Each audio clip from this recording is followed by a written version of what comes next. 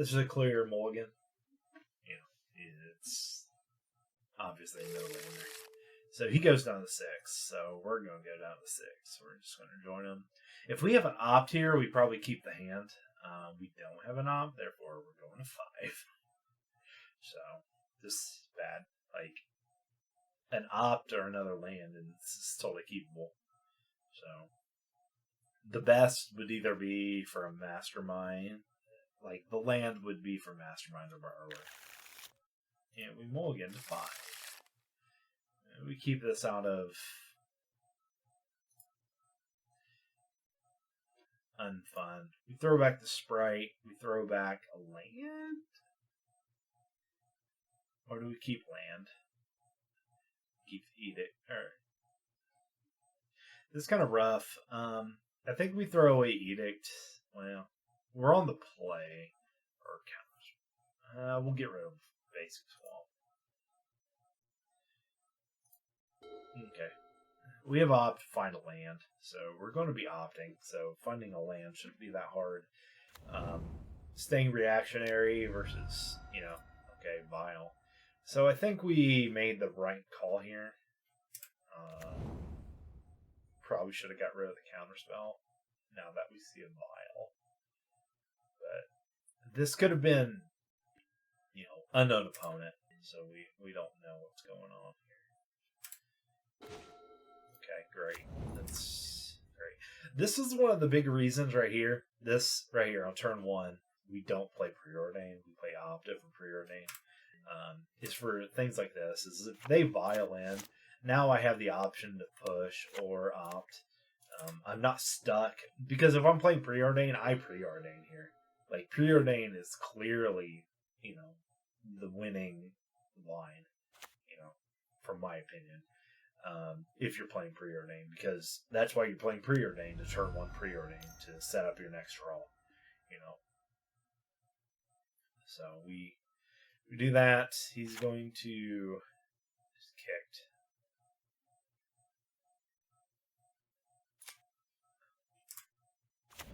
And we'll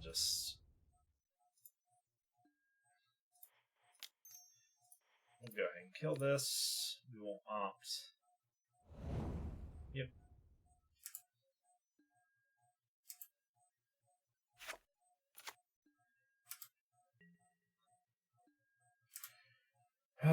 Just get rid of it, and then we'll play this on blue, and we'll go. So counterspell is pretty much a dead card, maybe. Obviously, if he plays double spell here, he vials in this, then we have a thought. So a thought to counterspell something. If he plays something for 2, on the now counterspell is absolutely dead. So he's on Merfolk, obviously. This isn't, this isn't a surprise anymore.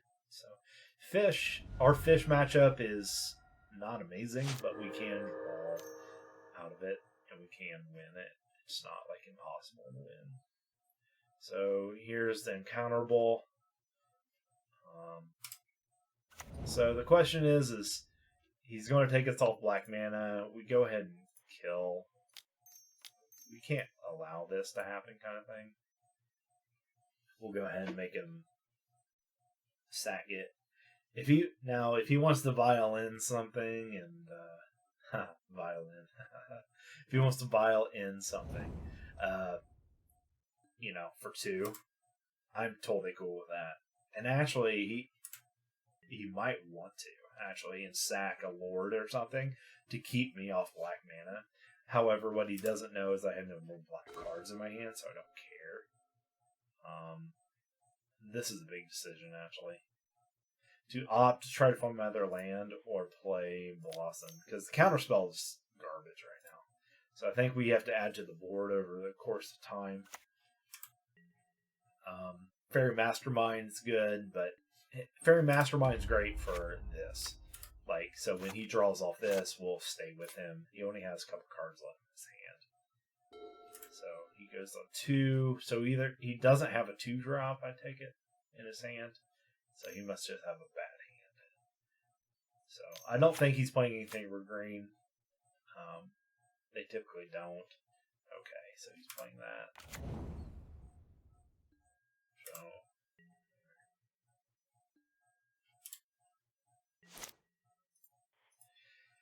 Alright, get that. Because this is worthless. I think I go ahead and opt here. If I see a land, we hold up. Okay. That's what we want. Do this. Really don't want to take the life off it either. So, do I play Sleepy? Do I play Mastermind? I think we'll just go ahead and play Sleepy here. Even though we found what we wanted to play. You know, probably should have just played this and didn't shock myself. I think I just wasted 2 life. So this is kind of it's a bigger decision, but I think he doesn't play a whole lot of bounce. If he wants to spend an entire turn to bounce this, then let him. Basically, his interaction is dismember and this, so he has to. It's bounce and dismember. That's really about it. And because we have an island now, which is the other bad part, is he has the island lock now. So he's going to be able to hit us. This is also why Bitter Blossom is subpar in the matchup, because all his fish have island lock, so my blockers don't matter. So he's going to try to bounce it. He's going to pay for it. It's going to bounce. Yeah. So he would have done this anyway. So, you know, even though it has to be tapped. So we pretty much lose here. He goes wide. I'm not playing Damnation main board, so we're hurting here. So and expect with the ban announcement today of no bans and no changes. Expect Merfolk to come out in force. Expect Blood Moon decks to come out in force. Expect all these format neutralizing decks to come out and start doing their thing. Because that's what's going to happen here. Is people are going to, if you give them a choice, you know, to where they can't play meta cards, they're going to play meta cards whether you like them or not. You know, they're going to make the meta something different. So we'll just go ahead and snap, push.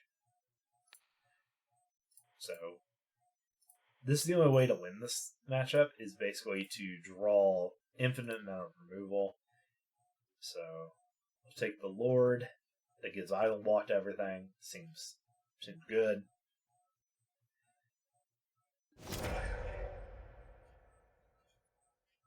Okay. He sacks. We make him sack, which is fine, and we don't pay. So a land there would have been nice, but so too bad this wasn't a Faerie, you know.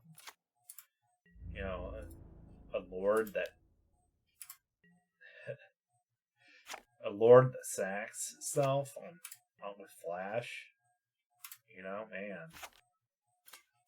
And can counter things. Man, that would be amazing to have. Could you imagine? Faerie Flash Flying Lord for 2. Whew. Okay, the extra vial is redundant. But it could matter later. This Mutavault is actually more important than the vial. So he's probably going to draw here.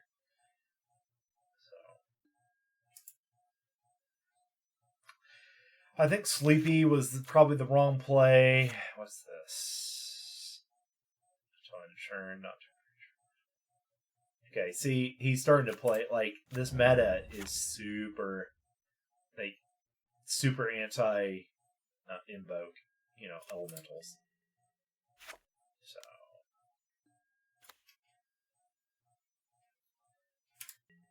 but even this is too slow because the invoke they can do turn 0. You know, turn 1 stuff. So it still comes down to the die roll a lot of times. which sucks. Field of Ruin. Damn, that's not a Field of Ruin. We'll play the long game. We'll play Sleepy, assuming that this is Garb. So, it's not Garb, but the odds of him being able to vial it in or something like that are pretty good. So this says I unlock, this doesn't. He's going to hit us for a bunch. If he wants to block the Snapcaster Mage, feel free to. We have to stay in the game. He's going to attack with everything, more likely. If he does attack with the Lord of Atlantis,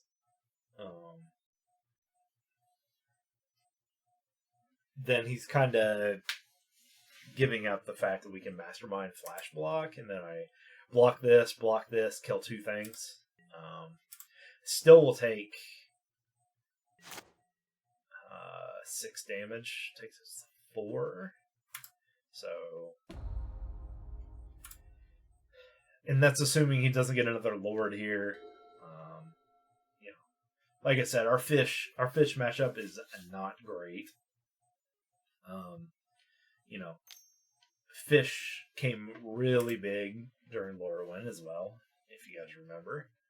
So this is a matchup destined for everything.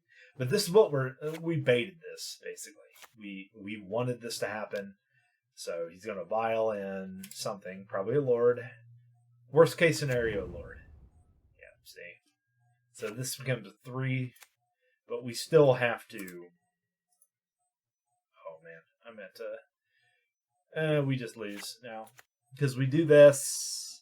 We block 4, 4, 3. Yeah, we just lose because we'd have to block 2 things and we can't. So this Lord was what I was worried about. So. Yeah, that's fish. They just swarm us, you know. Alright. Force Negation. They run like 30 creatures, okay? So Dress Down is quality. Bowmaster is quality. Removal package comes in. Explosives can be okay, but it's not amazing. We just bring in the Needle, I think, other than the explosives. The explosives do a lot, but I don't think they do enough. Sleep Curse Fairy is out. And then Blossom is out, I believe. And we'll just bring this in.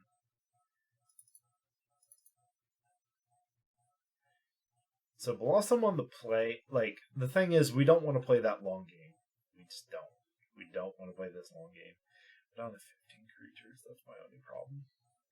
But our creatures are like Bowmasters. And tons of removal. We also want to take out maybe 1 counterspell. We cut on the counterspells, basically, and then go heavy removal. And then hope it gets there.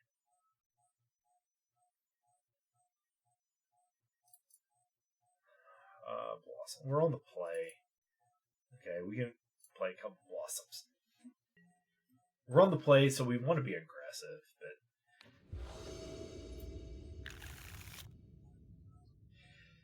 but okay. Keepable hand.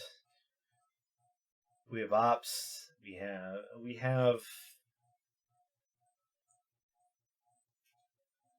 good hand. We'll play the basic island first.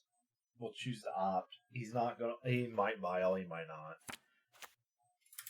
So we're probably gonna play the pathway on a black source for obvious reasons. So want to see Blossom really. Bitter Blossom, some huge thing. Yeah, we don't. This turns into an island. This is the other reason to not play the Clearwater Pathway. You know, if you do this and kick it, then see this Fairy Fencing. We need it. We need all the removal we can get. So, okay, play this, and then we just pass turn. Yeah. Cool.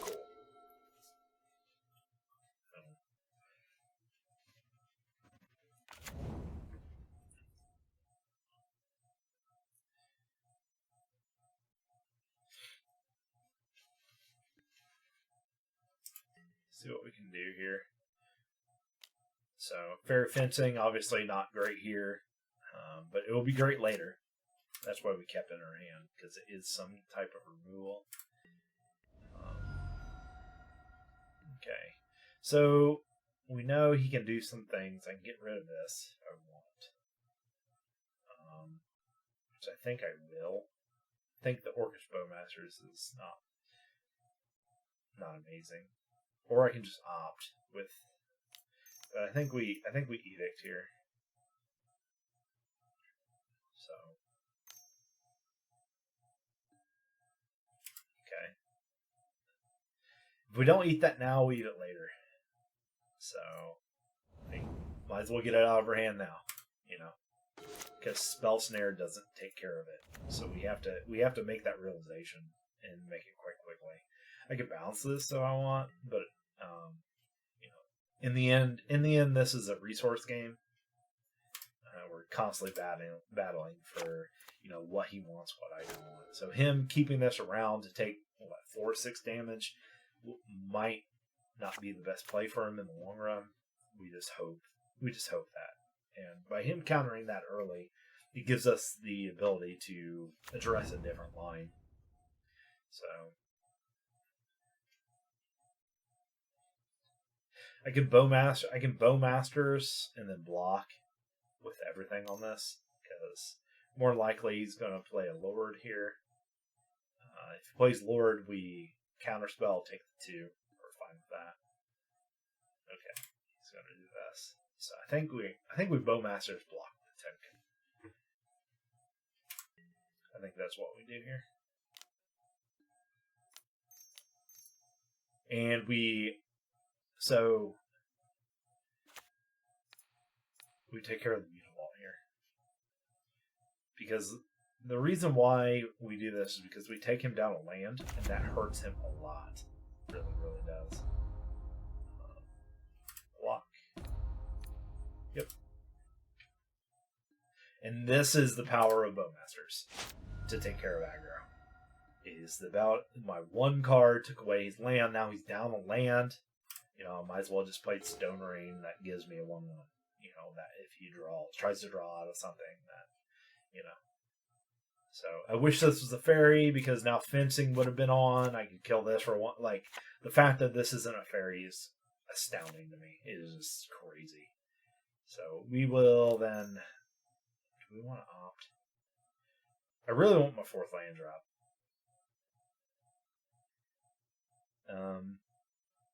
But he's stuck on 2. I think we'll go ahead and attack. I'll hold open. So if this was preordained, obviously, this might be a good scenario to have preordained, be able to find that land. But still, it's still a risk, And I don't want to. The other thing is, there could be 2 things. I'm not exclusively searching for a land. I'm not. It's not the best thing ever. So we sprite this. We don't want him to Vial now. Vial now is bad. So we'll go ahead and we'll sprite this Vial. Also could let him happen and just bounce it. Could give him that luxury, but the sprite right now and the fact that I don't have a Bitter Blossom out, we're going to stay on this train. He also has 2 mana, which is probably going to play a Lord, which I have Spell Snare for. So, we're kind of playing into this. Does he have it? Does he not? Kind of thing. If he doesn't put it in, then we just opt. And this is where preordain would have hurt us, because I couldn't make this line at all. It's 1 less option I have to be able to win this game. So he chooses not to. Now he might have the Lord, or he might just be saving it for a block or something like that. And actually, I could Faerie fencing this actually, but I think taking the 2 damage is acceptable to opt here. So, especially when I have the fencing, and next turn I can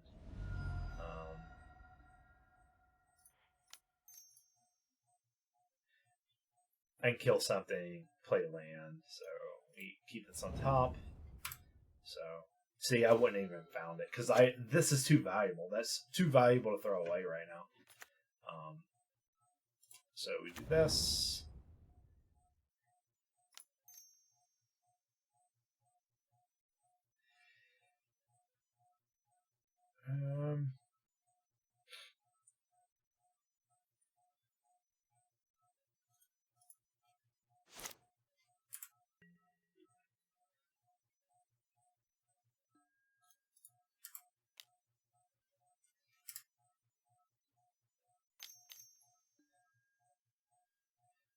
And that's why we don't do anything. We just snare that. We're then fencing this. Clear board, clear skies, baby.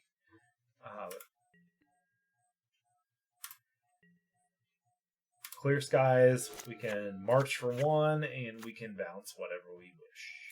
So, feeling pretty good about this. Yep.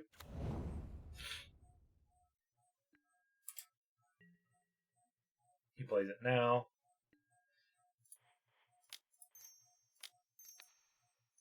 We'll go ahead and kill this.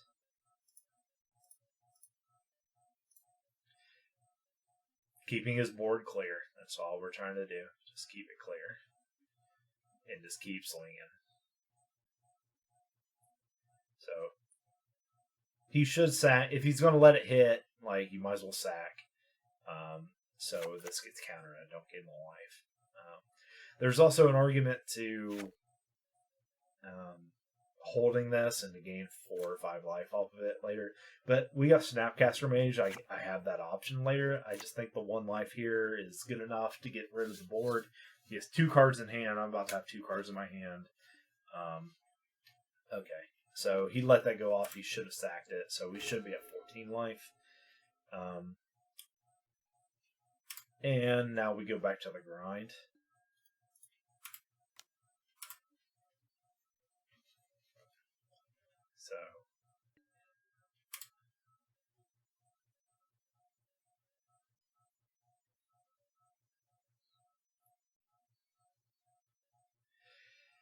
So we have Riptide, so I can always bring this sprite back to my hand. It may be advantageous for me to do so as well. So we'll just have to see. Just to counter something for 1, like a vial. Like countering the vial again is nice, but also keeping on a clock of 2. 2 is like a clock of 2 versus a clock of 1. It's you're doubling the clock, so it's kind of rough to be able to do something of that nature. So he's bouncing that. So I can kill this with 2 Orcish Bowmasters. Sure. I mean, I totally understand why you want to do this, but this is going to die now. Unless he has, like, Dismember, but even if he has Dismember, I'm okay with that. So we're totally cool with this. Stern Scolding. Which I probably should have saw that coming, I guess.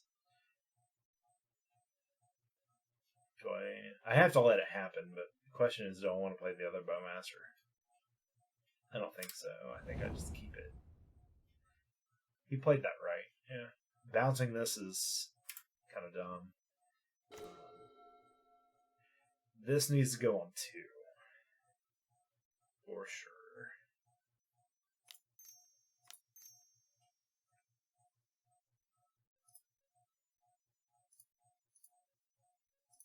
Yep. It's going on 2.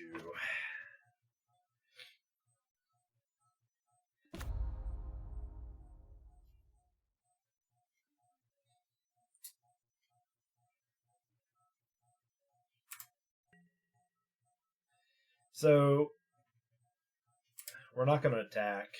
We're going to...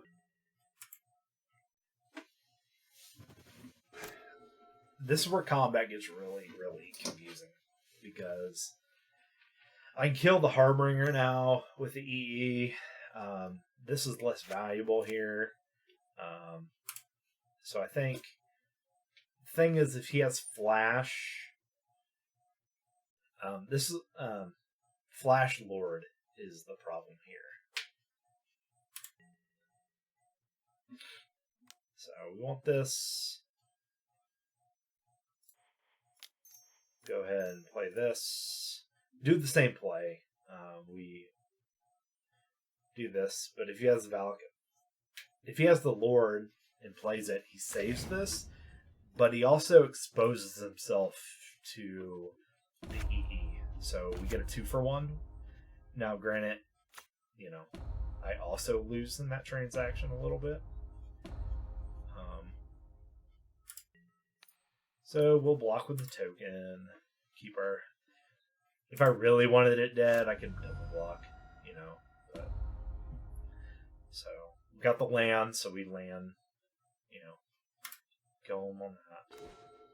So here's our Mastermind, or not Mastermind, but Snapcaster Mage. So we're happy about this. I could also hit him for 6 or 5 with the Tar Pit if I felt it necessary to do so.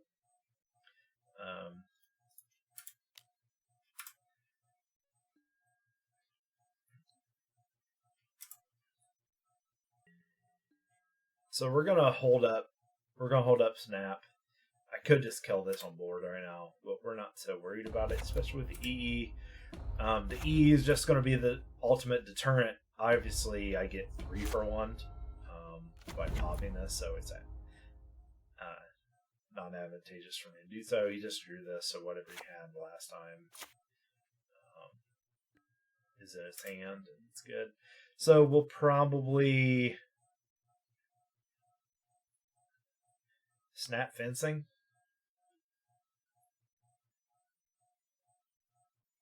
Yeah, I think Snap Fencing is where we want to be. We do it during combat before blocks.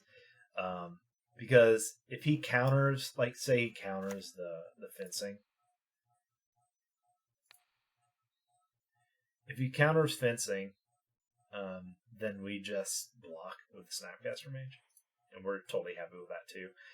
The other thing is because we don't have anything else to do, we actually make this go ahead be neg4. So if he has double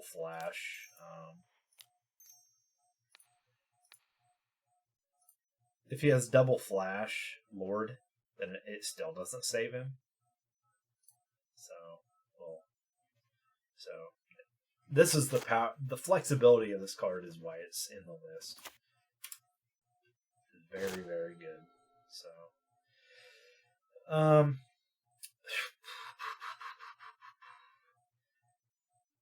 do I start beating?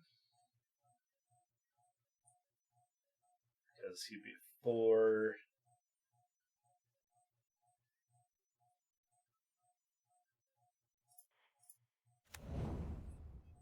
Okay, I'm gonna say no.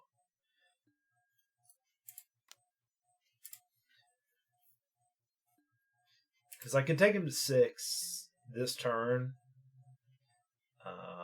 It gives me lethal next turn if I do the same. But I can also... My thinking is if I just chip away at him now,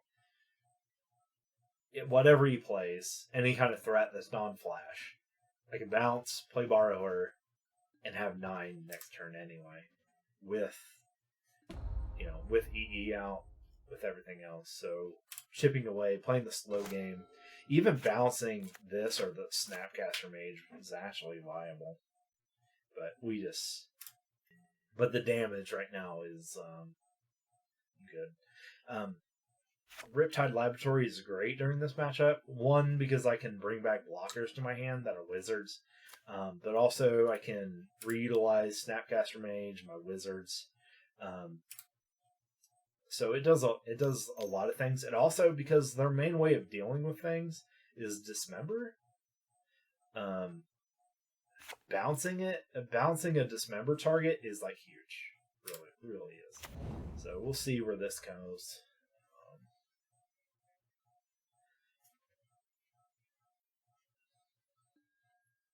So he obviously makes that a. I think we go ahead and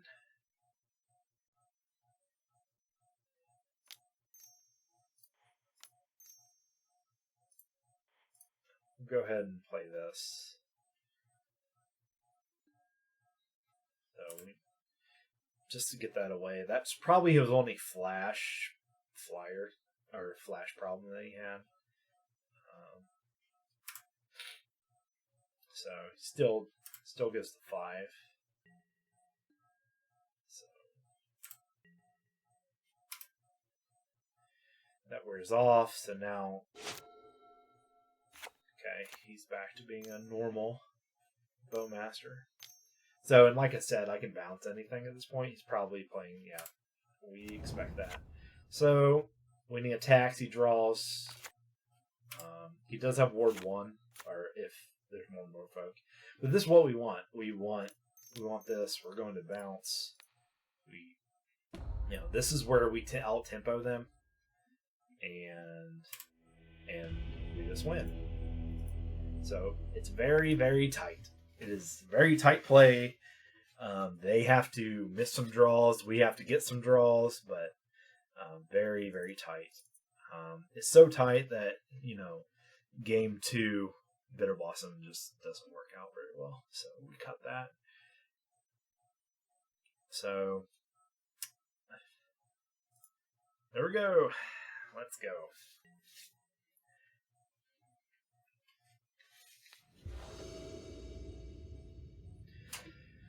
And we have a big decision here. Do we keep a 5-lander with an opt and a damnation on the draw? And I believe we do. We allow him. We try to get him to overextend. He vials. We're okay with that. We have to be okay with that. It's not that we want to be okay with that. So, Pithing Needle, which is a great draw. Who would suggest to play that? It's amazing that it's in our deck.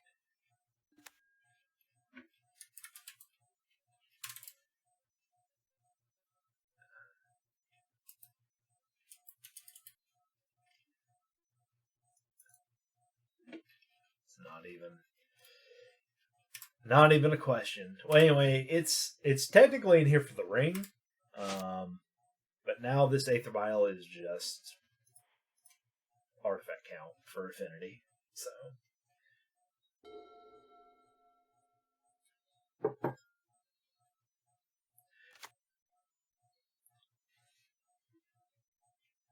So this will slow him down to where he can't play stuff, which kind of hurts our hand in a way because he can't naturally overextend with Vial, but shutting this down is not we're not mad about it at all. And now he has to worry. A mono blue deck has to worry about getting a Pithing Needle out, and some of the Merfolk decks do play Brazen Borrower, but not many. So this is fine. So we just need more removal. So, and then obviously we opt. This was another turn that Preordained would have been better, since we have nothing in our hand. But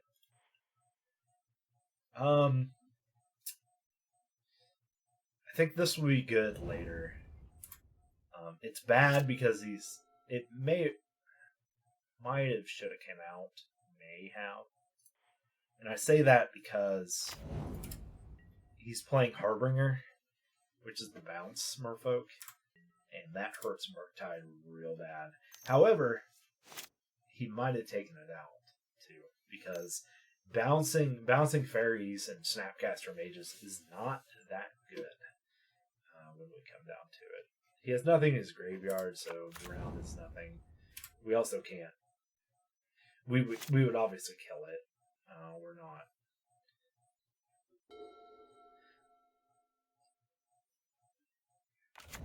We're not trying to counter it. So he double counter, and switch just means he can play 2, and we're cool with this. If he overextends and plays, if he plays 2 Merfolk here, we're damnation. 3-for-1s are real, and really, I could be even more. I could be greedier. Being greedy here is okay, and I want a 3-for-1 here. I want to really hurt him. So we're actually not gonna do anything. So, and then Damnation, get things in his yard. We can drown whatever he plays after that. We should be fine. But we are going to play this out. We're going to slow roll him. Big time. Snare's fine. So, might even snare one thing. And the reason why we snare one thing is to grab a Pierce out of his hand. So, you know, if he plays something there, you know, because he has an odd amount of mana. So if we get the Pierce out of his hand, then he can. Okay, we can't do anything there. Fine. We just need something in his graveyard, which Merfolk is notoriously not good at necessarily. So, okay, he chooses not to attack with the Master of Pearl Trident, which we might not even play this Damnation next turn. I really can't afford for him to Spell Pierce this. This has to happen. And him swinging and get us down to whatever is fine. We can come back from that, I believe. So we need like a Snapcaster Mage so I can. That works too. That'll get something going. Okay. Or at least like naturally. I think I have another turn to live, so we're gonna do this. We're gonna naturally play our lands. This is why your land drops are really, really important. To play around Spell Pierce in 2 different ways. To have the mana to just be able to do it. Now, obviously, he can probably have 2. He can just have 2 Spell Pierces in hand. If he has that, we're just gonna have to take it. He's not swinging all out. He's not swinging with the Lord. So he's definitely observing that I have flash creatures. It can come in and block, and that's the best way. So he's playing around me very, very well. So, and we obviously don't play anything. In fact, he has nothing in his yard, but we want him to keep adding. Just keep adding, man. Yep. We want him to throw down his whole hand for this. Alright. And now it's make or break. So we'll just go ahead and grab an island, because we're going to have to pop it anyway.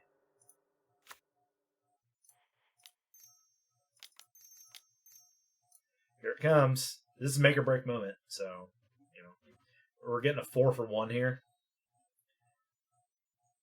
So, and he still has a very good chance to win this game.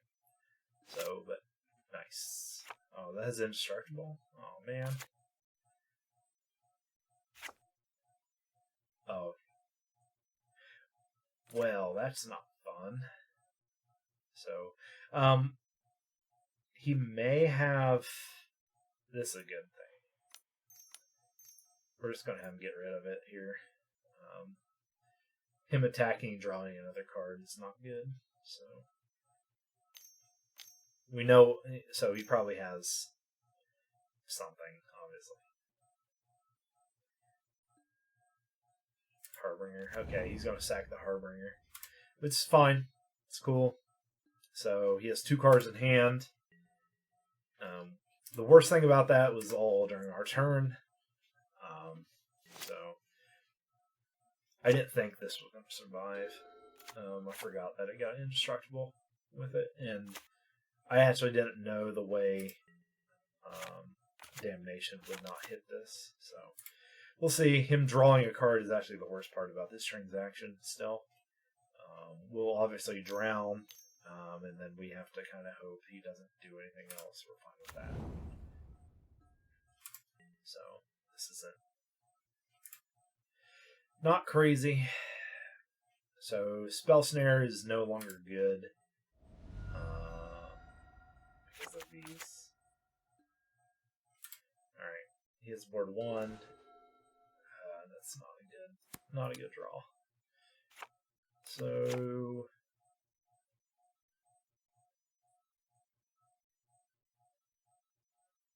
okay, other Merfolk have 4-1. So we'll attack this, and then we'll play Bowmaster, kill this once, because I don't want to pay for that. And if I do this, and he tries to like counter something, the counter spell is good to get rid of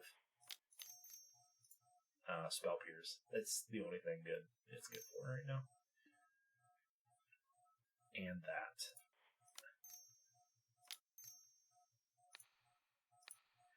So he might have another, but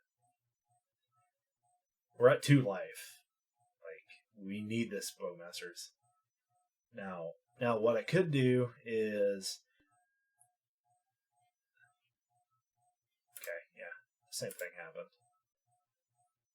Nope, not paying. Nope.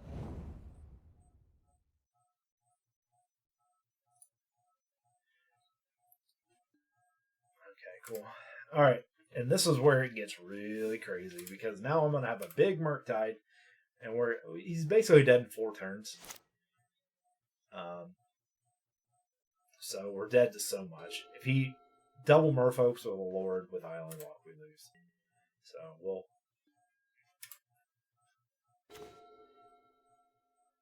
Okay, we throw this in there because we want to get rid of the opt for the Morningtide. We do not want that. Whatever. Okay.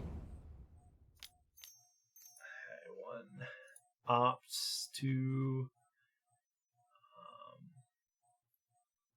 3.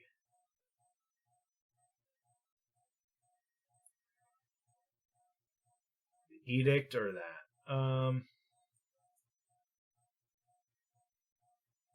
Yeah, we'll throw we'll exile damnation too. Why not?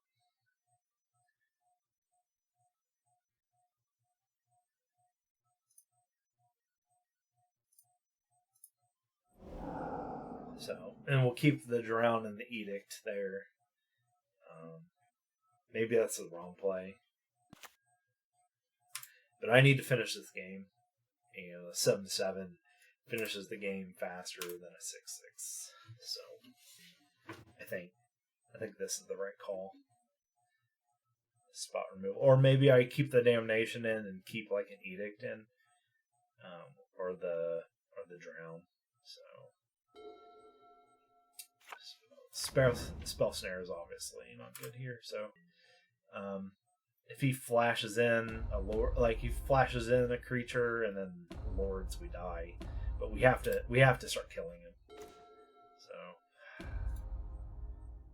this is probably just keeping this in the hand is probably what's going to happen.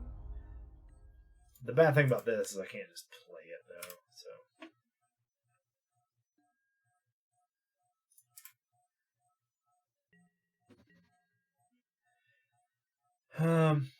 Yeah, we'll keep it in the hand. We have so much mana. It's better. The bluff threat is actually higher than playing the land at this point.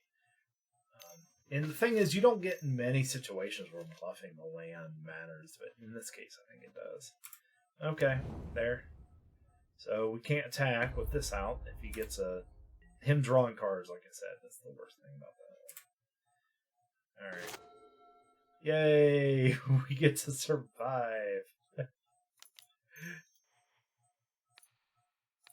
just bounce. He preemptively bounces. Like there's no other. There's no other scenario that works here. We keep the thing going on, and we keep him thinking that we have all the counter spells in the world. Which we don't. Obviously, don't tell him that though. Don't tell him that. And this is where Morningtide's in the deck, is because sometimes these games go real late, and you just need this beater, a 7/7 flyer to do the job in 4 turns. To play it and attack 3 times. Sometimes you need that. Yep. And then our backup plan here is going to be Borrower. Let's see what happens. Can we get there? Tide Shaper. Sure. So it's 2 cards, 1 mana. Yeah, sure.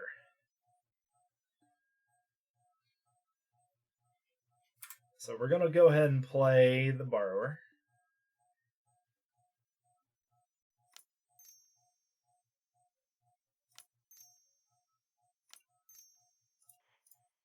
So I don't think there's a reason not to play Borrower here. Yes, it can't even block. So I mean, we're going to win this turn. We won't remove. That's good. So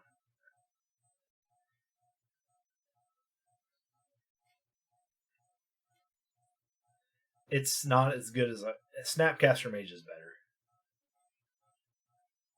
Do we just attack? Because nothing matters here. The flyer. Okay.